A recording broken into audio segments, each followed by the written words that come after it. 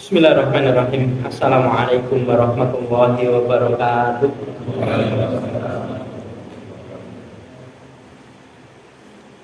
Alhamdulillah. Nasta'inuhu wa nastaghfiruh. Wa na'udzu billahi min syururi anfusina wa sayyiati a'malina. Wa may yahdihillahu fala mudilla lahu wa may yudlil fala hadiya lahu. Asyhadu an la ilaha illallah wa asyhadu anna Muhammadar Rasulullah. Allahumma sholli ala Muhammad wa ala ali Muhammad.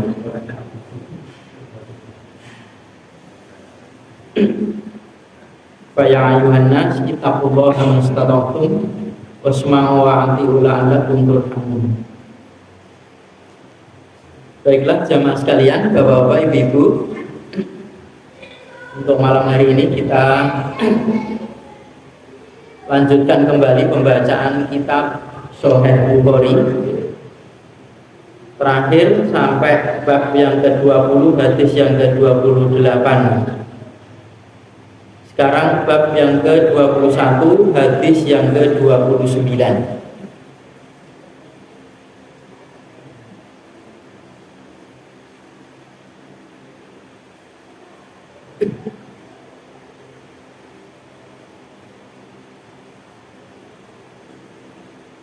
Bab yang 21, Babul Kufranil Ashir, bab mengkufuri keluarga. Yang dimaksud keluarga di sini adalah suami. Wa kufri duna kufrin, dan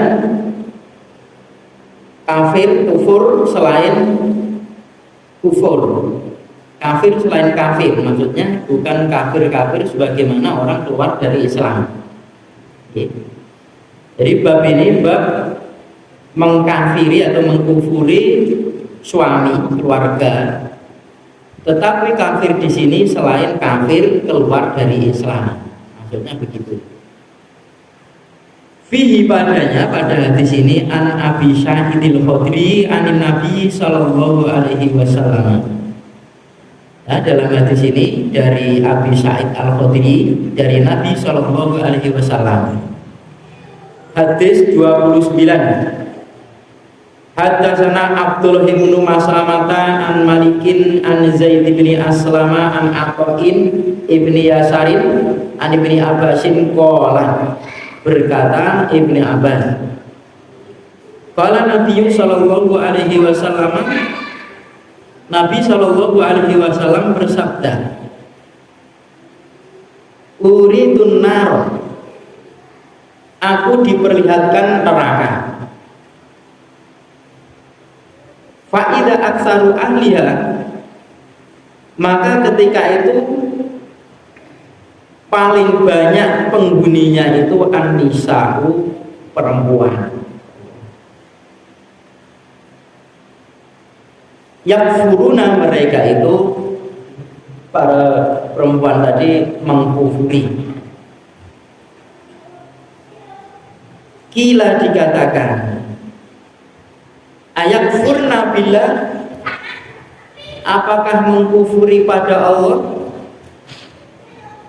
Qala, Nabi menjawab, Nabi bersabda, yakfuruna asyiro, ya, dia itu mengkufuri suami, keluarga, suami.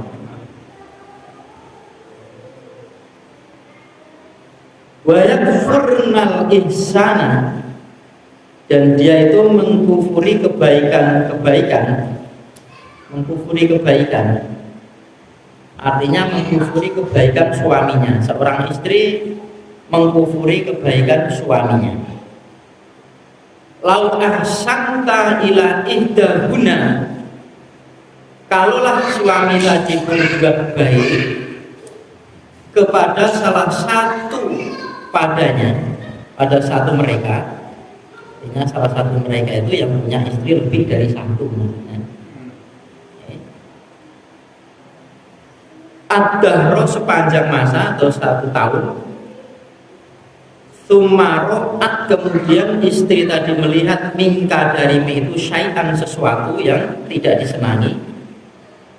Qalat, berkata si istri tadi, ma ra'aitu minka khairan qattu ya. Tidaklah aku itu melihat darimu itu kebaikan sama sekali. Terutama ibu ini kalau tidak ikut pengajian tidak tahu dia itu termasuk mengkufuri suami.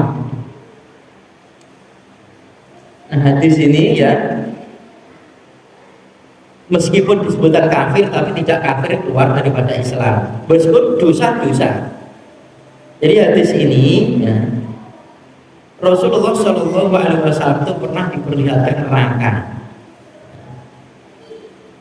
Kebanyakan berpendapat ketika Mi'raj.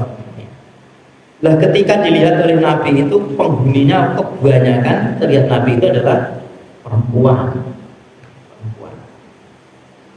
Nah, disebabkan mereka itu berbuat kufur. Kemudian dikatakan kepada beliau, apakah mereka itu mengkufuri pada Allah, artinya kafir sebagaimana orang keluar dari Islam?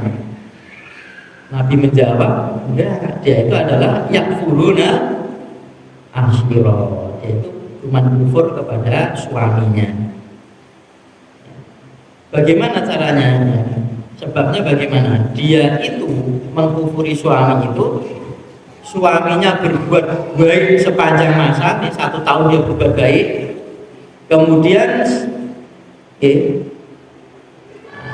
si suami tadi itu berbuat kesalahan sesuatu ya yang dilihat oleh istrinya tadi, kemudian istrinya mengatakan, ra'aitu minka khairan qattu, saya tidak pernah melihat kebaikanmu sama sekali. Jadi kufur,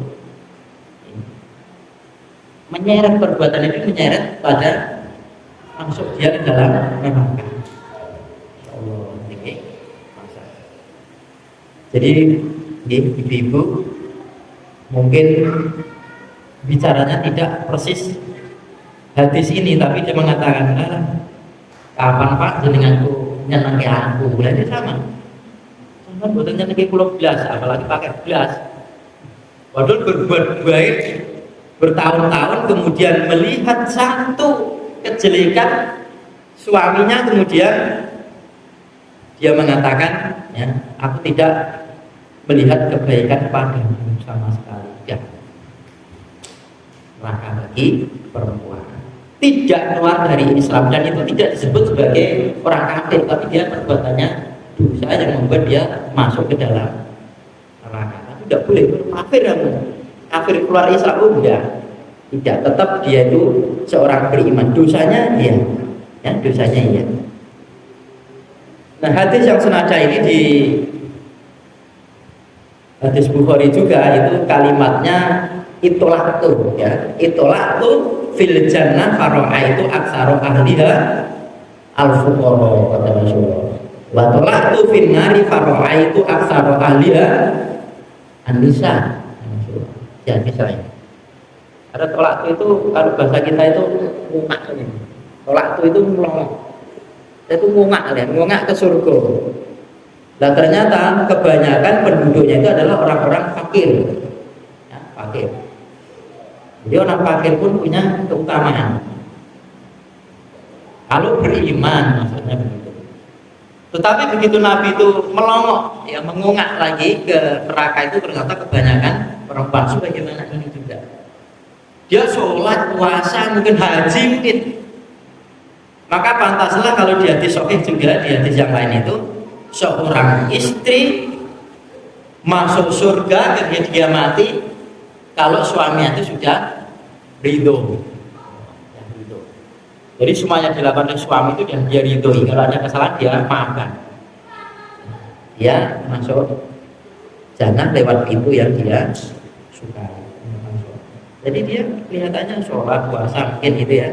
Tetapi kepada keluarga, kepada suaminya begitu, menyeret dia masuk ke dalam neraka dulu. Seandainya dia akan masuk jannah, maka dia akan merasakan dulu. Karena bukan kufur kepada suami. Seorang istri itu kan ketaatannya setelah dia punya suami itu yang pertama itu adalah suaminya dia. Bukan orang tuanya lagi. Ya. Bukan orang tuanya lagi. Suami yang pertama dia, tapi suami yang baik dia. Kalau dia si istri mau berbuat kepada kedua orang tuanya ya pasti mengizinkan lagi. Yang mengizinkan, tidak mungkin tidak. Tapi kemanapun mau berbuat apapun harus seizin dengan suami kalau itu bukan milik dirinya. Uang contohnya itu ya, uang dari suaminya. Ini belanja sayur. Kalau dia menyelewengkan bukan untuk diberikan sayur, maka harus seizin dengan suaminya. Berbeda dengan seorang istri kerja. Istri kerja maka duitnya itu untuk dirinya sendiri. Maka dalam Islam itu Pak, ketika terjadi cerai itu tidak ada gono gini, jelas. Jelas, ini dulu bangun rumah duitnya siapa, jelas.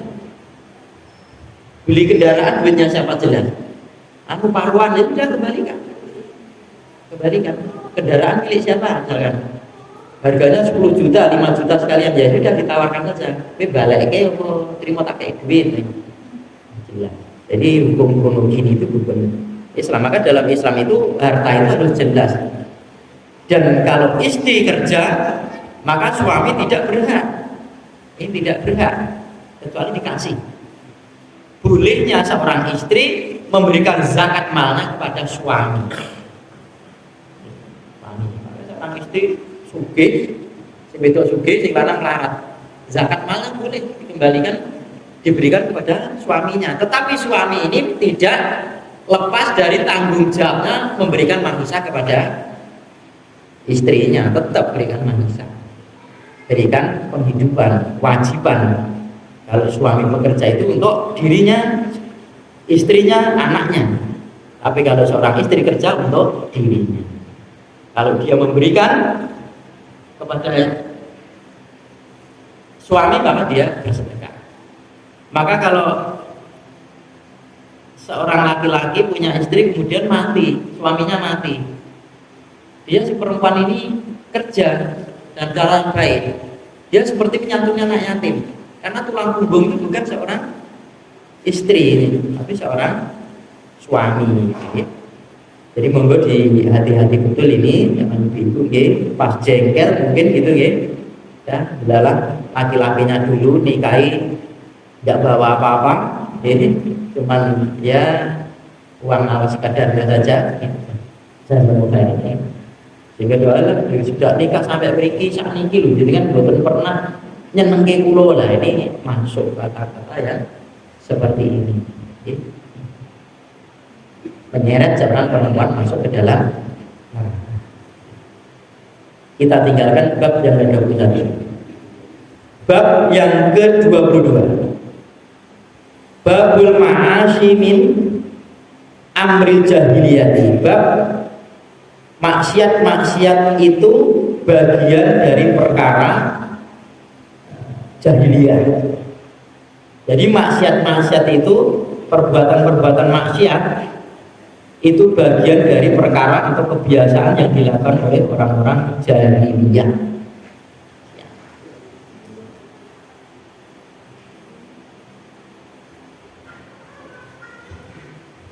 Wala yukafaru sohibha, dan tidaklah menjadi kafir pelakunya, pelaku maksiat tadi, biirtikabiha, dengan sebab melakukannya maksiat, illa kecuali bisyirki, dengan melakukan kesyirikan. Jadi seorang muslim berbuat maksiat tidak kafir dia, tapi dosa, tidak kafir. Dengan sebab melakukan maksiat itu tidak menjadikan kafir, kecuali kalau dia berbuat syirik. Meskipun KTP-nya Islam, kalau berbuat syirik sudah ya dosa besar. Liqaulil Nabi sallallahu alaihi wasallam, pada sabdanya Nabi sallallahu alaihi wasallam, innaka umruun fika jahiliyatun. Innaka, sesungguhnya engkau, ka di sini kembali abidar ini. Ini maksudnya kembali abidar, nanti ada hadisnya. Sesungguhnya engkau abidar, umrun seseorang yang fika padamu itu jahiliyatun, kamu bertingkah amalan jahiliyah.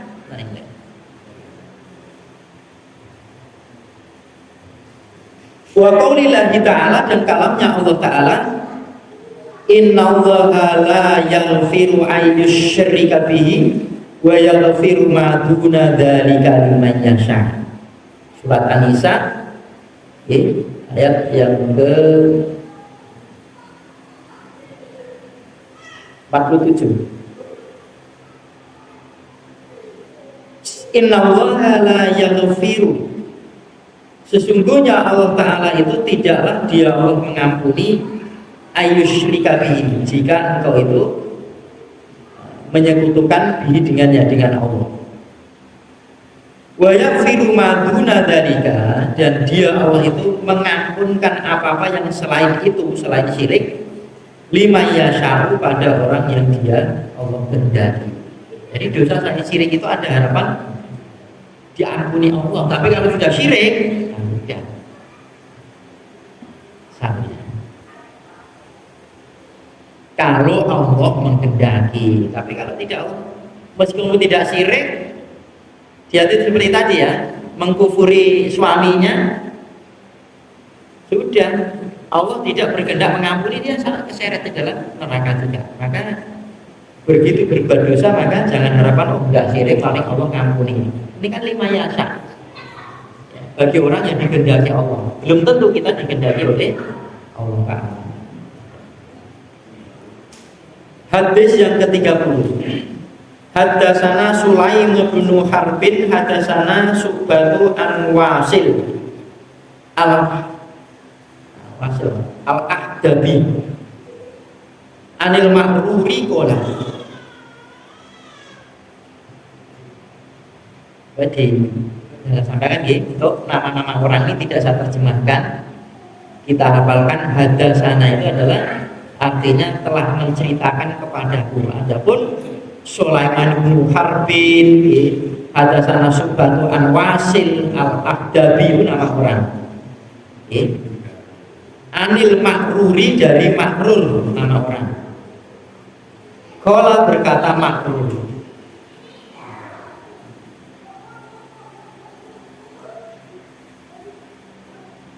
laki itu menjumpai aku menjumpai, laki itu aku menjumpai Abadarin, Abdar. Jadi aku menjumpai Abdar. Biro badati, di Robadah, nama tempat. Jadi kata si Ma'rur ini, Ma'rur ini pernah menjumpai si Abdar di Robadah. Wa alaihi, dan atasnya Abidar itu hulatun, baju. Wa ala hulamihi hulatun, dan atas gulamnya itu juga baju. Gulam di sini artinya budak. Dan budaknya juga pakai baju yang sama dengan dipakai oleh si Abidar. Abidar ini adalah tuannya. Kemudian dia membawa budaknya dengan pakaian sama dengan tuannya. Abidar punya budak pakai baju, si Abidar ini memberikan baju kepada budaknya itu sama seperti yang dipakai. Fasa'altuhu an dzalik, maka aku menanyainya dari yang demikian itu. Jadi aku si Ma'rur ini tanya kepada si Abidar yang memakai baju sama dengan budaknya. Ini kok sampai itu tuan ya? Masuk pakaiannya podo karo budak. Kok sampai itu kok kayak baju regane podo, rupane podo karo sing mbok nggo lah. Kamu tuh tuan kok sama seperti budak ini. Heran si Ma'rur ini kepada kelakuan si Abidar ini ketika ditemui di Ubadah. Fakola, maka berkatalah si Abidar menjawab, ini sobat turojulan, sesungguhnya aku dulu itu sobat turojulan, mencela seseorang.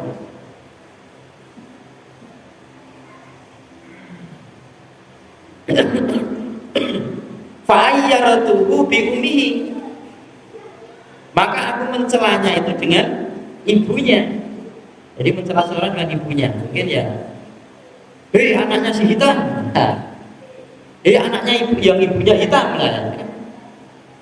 mencela anaknya tapi mencela ibunya si hitam atau si cebol dan sebagainya, mencela. Fakulaniya Nabi Sallallahu Alaihi Wasallam, maka Nabi Sallallahu Alaihi Wasallam bersabda kepadaku, artinya menasihati kepadaku, ya Abidari, wahai Abidar, a'ayyartahu bi ummi, apakah kau itu mencela dengan ibunya?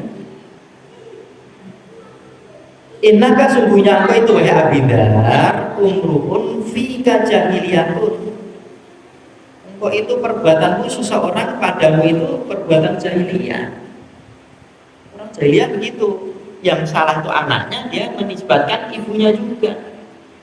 Dasar anakmu cebol lah, dasar ibumu cebol lah, itu mencaci kan ibunya.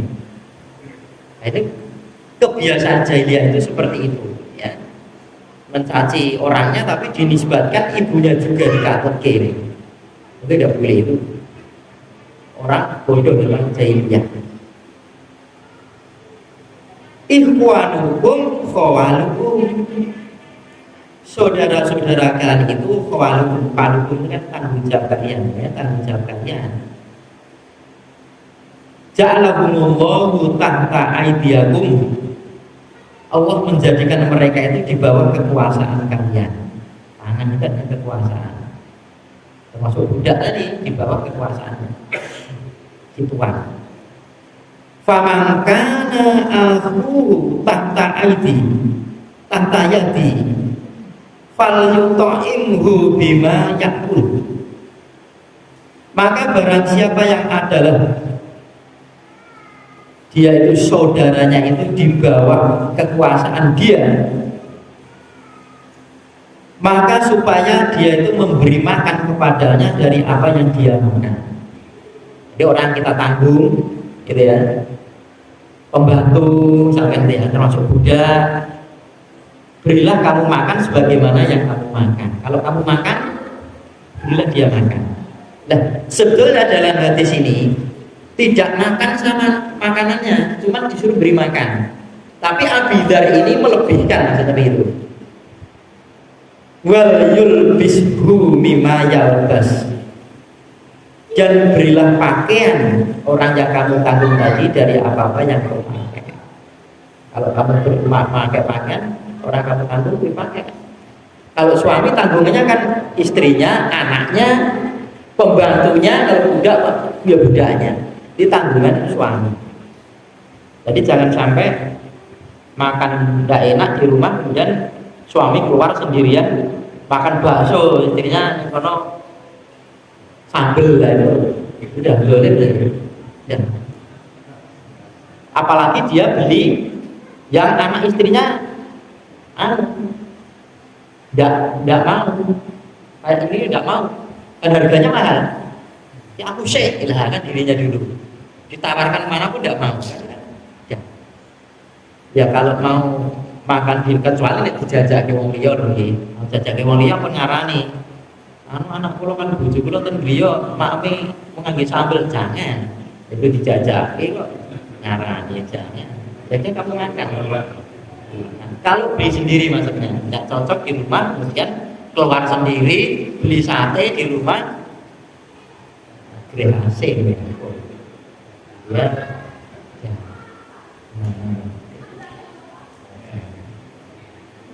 Ditilapnya gitu ujungnya. Maka bapak yang sering keluar ini, nah kalau saya ya sering keluar ini biar istri, biar anak itu tidak banyak bertanya, itu kadang diajar. jadwal keluar itu kalau saya istri saya apa? Termasuk kitab-kitabnya Miran itu Bukhari jilid 1 sudah disiapkan. Walaupun tak lihat lagi keliru dan kan pernah kalau ajak tembriki Jojo teng Miran ini bercerita. Oh betul. Diajak. Sehingga ada timbul pertanyaan. Kok Senin nang ndi misalkan. Jumat kemana? Ada jadwal. Jangan-jangan cuma nggawa kitab kok kebak ning warung kan ya.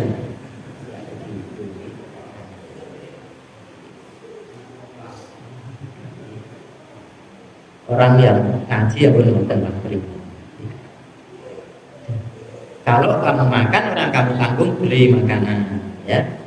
Berpakaian kasih pakaian. Wala tukallifuhum ma yakallifuhum. Janganlah kalian itu membebani mereka apa yang mereka itu berat pada mereka.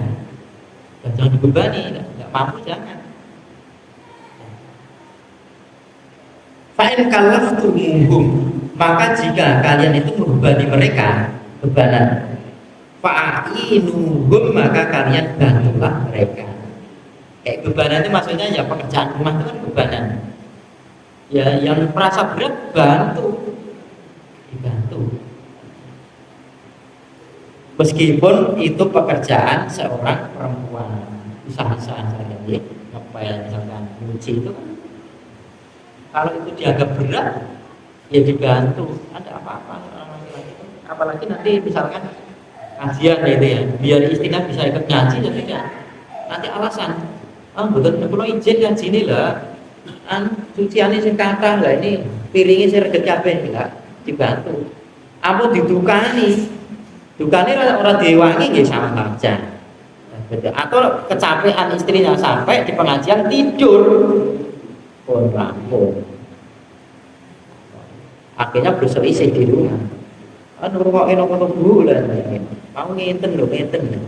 Atau itu hal-hal yang semacam mengkufuri istri tadi, mengkufuri suami tadi disampaikan di rumah. Karena istrinya tidur kecapean, dikira gawe-gawe, memang boten ngoten lho. Sampai ngedendeni lah. Bacakan hadisnya. Maka Bapak-bapak intinya ngaji kalau tidak berani. Kan ada suami itu takut sama istri ya takut. Tulis saja hadisnya template nih. Nah, kayak arti nih. Kayak diwocor beriku. Ya. Pokoknya pola Rasulullah kan buat bisa dibantah. Kita cuma menyampaikan saja. Kalau kita kan sering gitu. Sering orang itu menasihati orang 200-100 bisa satu masjid. Mana hati istrinya belum tentu bisa. So kadang istrinya guyu malah. Guyu. Ya karena tiap hari kumpul, artinya kelemahan kita pun sudah tahu, kekurangan kita tahu. Lah mestinya istri yang baik, kekurangan suami itu dianggap sebagai bodean, malah jangan diceritakan. Wah, anakmu ngeten lho, Bu. Bojo kula niku lho ketok pengajian otomatis yo ngeten-ngeten. Jangan. Yo dinasehati malah panjenengan ngoten niku nggih ustaz nggih lah ngoten. Jenengan ngoten nggih balik nggih. Tak krasa dhewe lanang. Wong subuh ora tangi gugah ngoten niku nggih balik nggih ngoten niku krasa. Krasa. Oh iya ya. Mantas kan? Ya. Jadi di sini ngoten. Nggih. Jadi ceritanya si Makdur ini menjumpai si Abidar, kadang pakai baju yang sama dipakai oleh budaknya Abidar. Loh, jarang loh kita yakin ditanyakan loh, Pak Abidar, sampai sama bajunya sama budak kalian, sampai ini tuan loh, ini budak. Nanti jatuh putih-putih boleh ngerti nih ini budak. Budak kan dihargai seperti barang, idol. Ada orang masalah, budak idol kok, betul perlu taren. Gak kalau nanti tidal, tidak boleh. Dan orang lari dari budak ini dosa besar, tidak boleh. Seperti jin juga dosanya seperti orang yang lari dari peperangan. Kalau sudah jadi budak, sudah salah. Pun budak kan tidak bisa menguasai dirinya sendiri, berkosa. Makanya Bahiro itu meminta ketika jadi budak, meminta kepada tuannya harganya berapa, walaupun tidak punya duit. Akhirnya dia matur kepada Aisyah radhiyallahu anha. Bunda Aisyah, kok perlu diperdekake. pun merdeka harta kula, harta budak ya, itu milik jenengan. Milik jenengan pun akhirnya dia apa namanya? Gambar proposal lah istilahnya dimerdekakan oleh Aisyah radhiyallahu anha. Ketika si Barirah ini merdeka, suaminya tetap budak, jadi budak. Nah, ketemu itu, akhirnya ditanyakan seperti itu. Bunda, kok saya itu pernah mendengar hadis ini loh. Saya itu pernah mendengar Rasulullah SAW itu gini. Ya. Apa kamu dulu itu mencela seseorang itu dengan sifatnya ibunya? Bidar itu kelakuan jahiliyah. Tidak boleh. Itu saudara kamu, kalau udah iman tidak boleh dicerca. Kehormatan muslimin itu adalah perlu dijaga. Terus dilanjutkan oleh Nabi, itu saudara kalian dan orang-orang yang kamu tanggung termasuk budak itu juga termasuk saudaramu kalau dia Islam. Maka jadikanlah orang yang menjadi tanggunganmu, orang yang menjadi di bawah kekuasaan itu, kalau kamu makan ya udah kamu bermakan, kalau kamu berpakaian malah beri pakaian. Dan terus Abidar mengamalkan hadis ini, dia takut. Walaupun sebenarnya hadis ini makanannya tidak harus sama, pakaiannya tidak harus sama, tetapi si Abidar ini melebihkan, itu boleh saja. Tidak boleh memberikan bebanan kepada orang di bawah kita. Atau kita punya pekaryawan ya, atau kita membangun rumah terus punya tukang ya, kalau tidak mampu ya, jangan dibeban-bebani. Ya seimbang antara pekerjaannya dengan upahnya. Ya, jangan. Kalau sudah selesai segera dibayar. Kalau sudah selesai mengko lah, ini jangan. Itu namanya ya memberatkan ya. Baik pekerjaan ataupun yang orang kerja kan ditunggu-tunggu. Jadi artinya orang yang berbuat maksiat itu tidak dihukumi sebagai kafir. Maka dari orang muslimin maksiat ya, kafir, tidak boleh. Mengkafirkan itu bukan perkara yang sederhana ya. Kecuali dia sudah perbuatan syirik ya, dia keluar meskipun KTP-nya Islam, perbuatannya syirik, musyrik, dia orang-orang musyrik ya. Dia sudah sebetulnya bukan orang muslim lagi. Perbuatan dosanya sudah tidak diampuni oleh Allah Ta'ala. Kalau selain musyrik diampuni kalau Allah menghendaki, maksudnya